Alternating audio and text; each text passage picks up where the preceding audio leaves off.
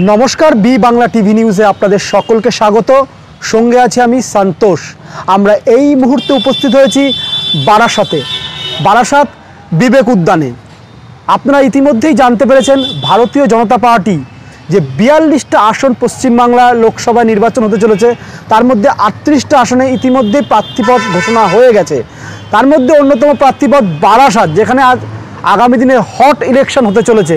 সেই বারাসাত লোকসভা কেন্দ্রের অন্তর্গত বারাসাত সাংগঠনিক জেলা সভাপতি সংখ্যালঘু মোর্চার জাকিরদাকে আমরা এই মুহূর্তে পেয়ে গিয়েছি এবং জাকিরদার সাথে আলোচনা করে নেব যে স্বপন মজুমদার যে বারাসাত লোকসভা কেন্দ্রে তিনি কতটা লড়াই দিতে চলেছেন। জাকিরদা, আপনাকে স্বাগত বি বাংলা টিভি নিউজে। প্রথমেই আপনাদের যিনি প্রার্থী হয়েছেন স্বপন মজুমদার, যাকে নিয়ে প্রথমেই যেভাবে বিতর্ক সৃষ্টি হয়েছে যে তার সাথে একটা আন্তর্জাতিক মাদক চক্রের যোগ এরকম একটা পাওয়া গেছে, এরকম তৃণমূল কংগ্রেস কিন্তু আক্রমণ করেছেন, কি বলবেন? দেখুন, মাদক চোরের ব্যাপারটা নিয়ে যেটা আমাদের প্রার্থী বারাসাতের স্বপন মজুমদার নামে এটা ক্লেম লাগানো হচ্ছে, এটা ভুল তথ্য। এগুলো টিএমসির এগুলো করানো কেন? আদেও স্বপনদা এমন একটা ব্যক্তি, করোনা পরিস্থিতি থেকে কোভিডের পরিস্থিতিতে যেভাবে মানুষের সেবা করেছেন, উনি বস্তা থেকে বস্তা চাল মানুষের দিয়েছেন, তাদের বাড়িতে গিয়ে উনি ভিজিট করেছেন, বাড়িতে অসুবিধা দেখেছেন, সেখানে দাঁড়িয়ে এরকম লোকের উপরে এরকম ক্লেম লাগানো আমার মনে হয় টিএমসি করা। আর যেখানে কোর্ট মতোভাবে ওনাকে রায় দিয়েছে, খারিজ করে দিয়েছেন যে না, ওনার প্রতি এরকম কিছু নেই, তো সেখানে তৃণমূল সরকারের একটা প্রচার হচ্ছে এখানে। এই প্রচারের ভিত্তিতে আদেও আমাদের প্রার্থীর কোনো কিছু এসে যায় না। আর আমরা জানি যারা ভালো কাজ করেন তাদের এই নামগুলো এরকমই গন্ধ করতে পারে, কিন্তু আমরা আশাবাদী এবং আমরা বারাসাত জিতছি। স্বপনদা খুব ভালো ব্যক্তি। স্বপনদার নামে পুরো বারাসাত অঞ্চল থেকে পুরো বনগাঁ অঞ্চলে কেউ একটা টাকা উনি কোথাও থেকে নিয়েছেন বা কাউকে দিয়েছেন এরকম প্রমাণ কাউকে নেই, কিন্তু উনি যে মানুষের বাড়িতে বাড়িতে গিয়ে মানুষের সেবাটা করেছেন কোভিডের সময়, আমফানের সময়, সেইটা জ্বলন্ত উদাহরণ হয়ে আছে বারাসাতবাসীর বুকে, বনগাঁবাসীর বুকে, চাঁদপুর পাড়া অঞ্চলের দিকে। কিন্তু এখানে যে তৃণমূলের যেগুলো এই মিডিয়াগুলো যেগুলো প্রচার করছেন, আদিও এরকম কোনো ব্যাপার নাই, এটা আমি ভালো করেই জানি। তাহলে কি আপনাদের কি মনে হয় ডক্টর কাকলি ঘোষ দস্তিদার যে প্রার্থী তৃণমূল কংগ্রেসে, তারা কি ভয় পেয়ে কি খানিকটা একটু ব্যাকফুটে গিয়েই কি তাহলে কি তারা কি এরকম প্রচার করছে, আপনার কি মনে হয়? একদম 200%। এতদিন আমাদের ক্যান্ডিডেট কে হবেন বারাসাত সাংগঠনিক জেলায়, সে একটা বিশাল একটা ভূমিকার চাপ ছিলেন। যখনই দেখছেন কাকুলি দস্তিদার যে ইনি আমাদের স্বপন মজুমদার ঘাবড়ে গেছেন, ঘাবড়ে গিয়ে আজকে এই পরিস্থিতি, উনি ঘরে ঢুকে গেছেন। আজকে তৃণমূল বলে দেখুন বাইরে কোথায় প্রচার, কোথায় দিয়ার লেখা, কোথায় কি। এই মুহূর্তে যা দাঁড়িয়ে স্বপনদা বেস্ট ক্যান্ডিডেট এবং আগামী দিনে স্বপনদা এখান থেকে কম বেশি হোক 50,000 ভোটে লিড দিয়ে জিতবেন।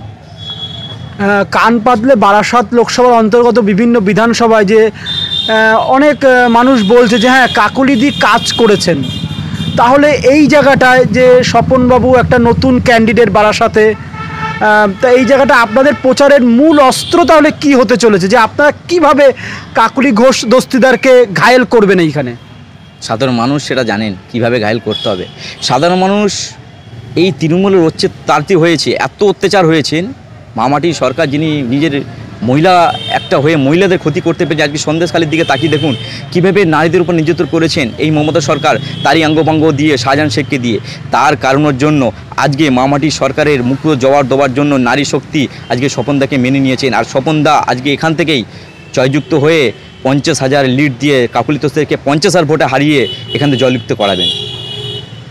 পাশাপাশি আপনারা জানেন ইতিমধ্যে নির্বাচন কমিশনের আন্ডারে সমস্ত সব কিছু চলে গেছে, তারপরেও যেভাবে মহুয়া মৈত্রর ওপরে যেভাবে সিবিআই হানা হচ্ছে একের পর এক, এটাকে বলছে রাজনৈতিক প্রতিহিংসা পরায়ণ। এই ব্যাপারটাকে আপনারা কিভাবে দেখছেন? এমনকি মুখ্যমন্ত্রী তার নাকি প্রথম নির্বাচনী প্রচার শুরু করতে চলেছে মহুয়া মৈত্র কনস্টিটিউয়েন্সি থেকে, এই বিষয়টাকে আপনি কিভাবে দেখছেন? দেখুন, এখন তো ওদের বলার জায়গা নেই কিছু, এটা তো বলবেই। দুর্নীতি করলে তার সাজা পেতেই হবে। আজকে সিবিআই তদন্ত যারা হচ্ছে অবশ্যই দুর্নীতি করেছেন, তার কারণে বাড়িতে ঢুকছে। এখানে তো অন্য কিছু দেখার নেই। এখানে টিএমসি সরকারে কিছু প্রচার করতে হয়, সেটা করছেন ওনারা।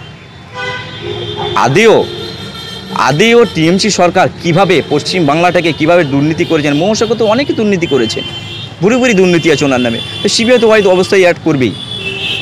মন্ত্রী অরূপ বিশ্বাসের ভাই থেকে শুরু করে মন্ত্রী চন্দ্রনাথ থেকে শুরু করে সবার বাড়ি একের পর এক যেভাবে সিবিআই হানা হচ্ছে, অনেকে বলছে কেন্দ্রের শাসক দল জিততে পারবে না বলেই ভয় পেয়েছে বলে তৃণমূল কংগ্রেসকে, তাই তাদের উপরে এইভাবে সিবিআই ইডি হানা আসছে।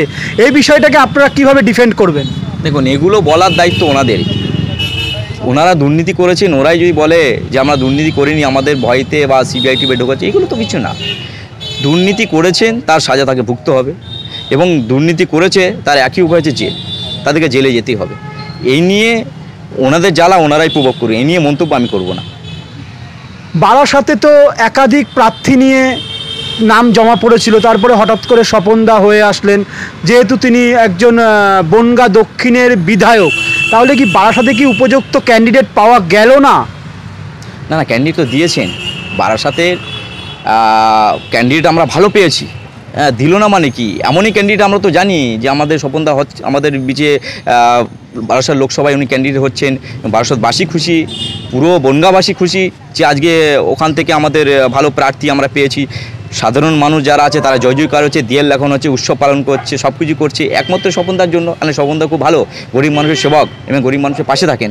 তাই স্বপনদা বেস্ট ক্যান্ডিডেট, এখানে আর কিছু আমি দেখতে পেলাম না, উনি বেস্ট ক্যান্ডিডেট। দিলীপ ঘোষ তার নিজের এলাকায় মেদিনীপুরে টিকিট পেলেন না, অথচ অর্জুন সিং একবার তৃণমূল, একবার বিজেপি, আবার বিজেপি, আবার তৃণমূল, আবার বিজেপি, সে নিজের কনস্টিটিউয়েন্সি যেখানে জেত রেখেছিলেন সেখানেই টিকিট পেলেন। তাহলে দিলীপ ঘোষ প্রাক্তন রাজ্য সভাপতি, দেশের সর্বভারতীয় সহসভাপতি এবং এত সাকসেসফুল নেতা, তাকে তার জায়গায় সিট দেওয়া হলো না, অথচ তাকে অন্য একটা সিটে লড়াইয়ের জন্য পাঠিয়ে দেওয়া হলো। এই বিষয়টাকে আপনি কি বলবেন? দলের মধ্যে তো চরম অসন্তোষ প্রকাশ হচ্ছে, আজকেও একজন মুখ খুলেছেন, কি বলবেন? দেখুন, আমাদের দলের মধ্যে এমন কোনো চরম অগোচ কিছুই নাই। বিরোধী দলরা করতে পারেন, দল যেখানে যাকে ভেবেছেন তাকে দিয়েছেন, এখানে আমরা খুশি। তো দলের উপরে তো আমরা যেতে পারি না। মাথা আমাদের সুকান্ত মজুমদার আমাদের রাজ্য সভাপতি, আমাদের বিরোধী দলের মানে শুভেন্দু অধিকারী মহাশয়, আমাদের নরেন্দ্র মোদীজি যাকে যেখানে ভেবেছেন সেখানে দিয়েছেন। এই নিয়ে বিরোধী দল কী বললো এই নিয়ে মন্তব্য আমার কোনো রাইট আসছে না এখানে। বারাসাতে আপনি বললেন স্বপনদা জিতবে, আপনি খুব আত্মবিশ্বাসী দেখালেন, কিন্তু বারাসাতে কান পাতলে শোনা যায় যে বিজেপির মধ্যে যথেষ্ট গোষ্ঠীদ্বন্দ্ব চলছে এবং সর্বত্র এজেন্ট দিতে পারবে কিনা এটা নিয়ে একটা সন্দিহান রয়েছে বারবার। তা এই জায়গাটা আপনারা কিসের মন্ত্রে বিশ্বাস করে বা আপনারা কি জাদুকাঠিতে আপনারা কাকলি ঘোষ দস্তিদারের মতো 3 বারের এমপিকে হারাবেন আপনারা মনে করছেন? কি মূল মন্ত্রটা কি আপনাদের? সাধারণ জনগণ তো ওনাদেরকে হারাবে। আমরা বুথে কি দিতে পারবো সেটা আমরা জানি। কে বললো বুথে আমরা দিতে পারবো না, এজেন্ট দিতে পারবো না? আমাদের সাধারণ জনগণ যারা বাড়িতে বসেছিল আজকে স্বপনদা ক্যান্ডিডেট হওয়ার পরে সব বাইরে এসছেন, বাইরে এসে বলছে আমরা প্রতিবাদ করব, আমরা তৃণমূলের সঙ্গে লড়বো, আর আমরা স্বপনদাকে এখান থেকে বারাসাত থেকে 1 লক্ষ ভোটে আমরা জয়লাভ করাবো। আর বললেন কাকুলি তস্তিদারের কথা, ওনার কোথায় কাজ আপনি বলুন না? এখানে ধমকানো চমকানো থেকে শুরু করে তোলাবাজি থেকে শুরু করে এইসবই তো কাজ, সিন্ডিকেট থেকে করছে, এইসবই কাজ করছেন। এখানে কাকুলি তস্তিদার বারাসাত লোকসভা থেকে আমি চ্যালেঞ্জ করছি 1 লক্ষ ভোটে উনি হারবেন স্বপন মজুমদার কাছে।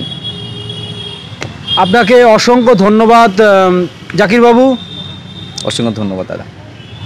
আপনারা শুনেই নিলেন সংখ্যালঘু মোর্চার নেতা জাকির হোসেন, যিনি অত্যন্ত আত্মবিশ্বাসী সুরে বলে দিলেন যে তারা আগামী দিনে স্বপন মজুমদারকে, যাকে বারাসাতে মনোনীত প্রার্থী করেছে ভারতীয় জনতা পার্টি, তাকে 1 লক্ষ ব্যবধানে মিনিমাম জেতাবেন।